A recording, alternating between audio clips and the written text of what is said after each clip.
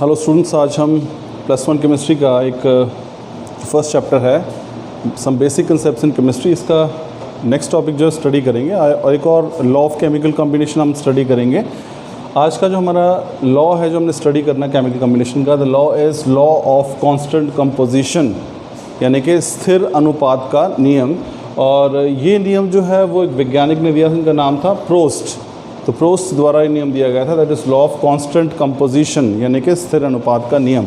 अब देखिए स्टूडेंट्स, इस नियम की जो स्टेटमेंट है वो क्या है। स्टेटमेंट देखिए, a pure chemical compound drawn from different source is always made up of same elements combined together in a fixed ratio by weight. अब देखिए इसको हम हिंदी में अनुवाद करते हैं।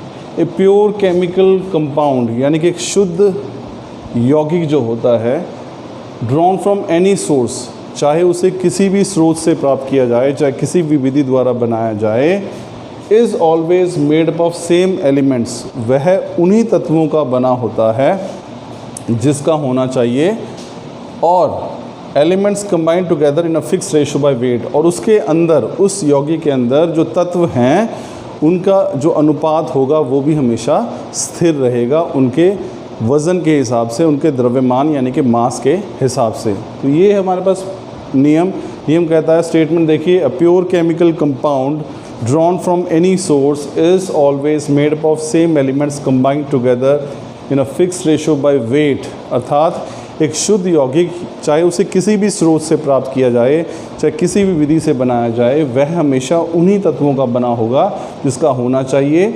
और इतना ही नहीं, उन तत्वों के बीच में जो अनुपात होगा द्रव्यमान के अनुरूप, वो हमेशा स्थिर रहेगा। इसलिए नाम है स्थिर अनुपात का नियम। अब स्टूडेंट से इसे एक उदाहरण से समझते हैं। सपोज़ करो मैं यहाँ पे उदाहरण ले रहा हूँ कार्बन डाइऑक्साइड का। अब कार्बन डाइऑक्साइड को मैंने आपको बताया कि ये नियम क्या है कि कोई भी अगर जो यौगिक है अगर वो शुद्ध है, फिर चाहे उसे किसी विधि द्वारा बनाए। अब यहाँ पे जो कार्बन डाइऑक्साइड है इसको हम 3 अलग अलग विधियों से प्राप्त कर रहे हैं।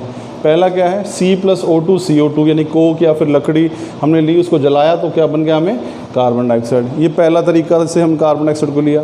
दूसरी विधि क्या थी, कैल्शियम कार्बोनेट को मैंने गर्म किया तब भी मुझे कार्बन डाइऑक्साइड मिल गई। तीसरी अभिक्रिया में सोडियम कार्बोनेट और हाइड्रोक्लोरिक अम्ल की अभिक्रिया है, इसमें भी मुझे क्या मिला, कार्बन डाइऑक्साइड मिल गई।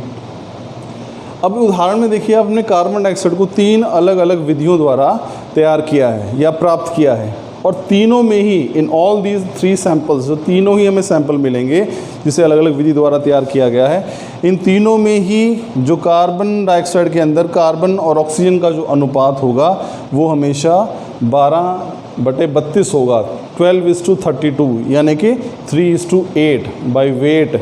तो द्रव्यमान के हिसाब से तीनों सैंपल, हालांकि हमने अलग अलग विधि द्वारा बनाया है, फिर भी इनके बीच में जो अनुपात है वो हमेशा, तीनों के अनुपात बीच में जो अनुपात है कार्बन ऑक्सीजन के बीच में, वो हमेशा 12 और 32 का रहेगा, यानी कि 3:8 का रहेगा वेट के अनुसार। तो इसका उदाहरण है। ठीक उसी प्रकार यदि मैं कहूँ कि मैं जल को चाहे किसी भी विधि द्वारा बनाऊँ, किसी भी तरीके से प्राप्त, चाहे मैं उसे नदी से प्राप्त करूँ, चाहे समुद्र से, चाहे कहीं से भी प्राप्त करूँ, अगर वो शुद्ध है तो जल जो है, चाहे वो मैं उसे भाप को ठंडा करके बनाऊं या फिर उसे बर्फ़ को पिघला के बनाऊं, तो जल चाहे मैंने कहीं से प्राप्त किया है, H2O उसको आप कह रहे हैं, अगर वो शुद्ध है तो वो हमेशा हाइड्रोजन और ऑक्सीजन का ही बना होगा, और उनके बीच में जो अनुपात होगा वो भी कितने का होगा, H2O का मतलब कितना, 2 और 16 का, यानी कि 1 और 8 का अनुपात रहेगा। तो जल चाहे किसी विधि द्वारा बनाया जाए, तो जल एक यौगिक हुआ, तो कोई भी यौगिक चाहे किसी भी विधि द्वारा बनाया जाए या कहीं से भी प्राप्त किया जाए, उसके बीच में जो तत्व होंगे उनके बीच में अनुपात हमेशा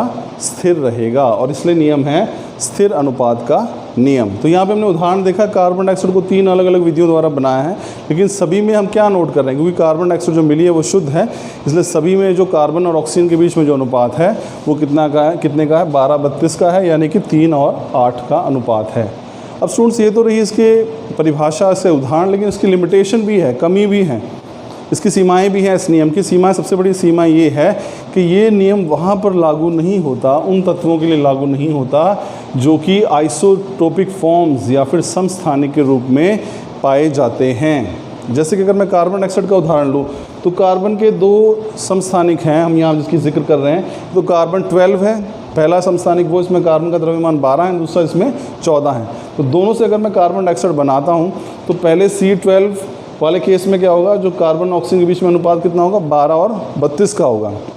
लेकिन अगर मैं उसका समस्थानिक ले रहा हूँ 14, कार्बन 14 और ऑक्सीजन, तो उस अब जो अनुपात है वो कार्बन ऑक्सीजन के बीच में क्या हो गया, 14 और 32 का हो गया। तो ये इसकी सीमा हो गई कि ये नियम जो है उन यौगिकों पर लागू नहीं होता जो कि समस्थानिकों के रूप में या आइसोटोपिक फॉर्म्स में एग्जिस्ट करते हैं। So this was law of constant composition given by Proust. This states that a pure chemical compound irrespective of its method of preparation or source is always made up of same elements combined together in a fixed ratio by weight.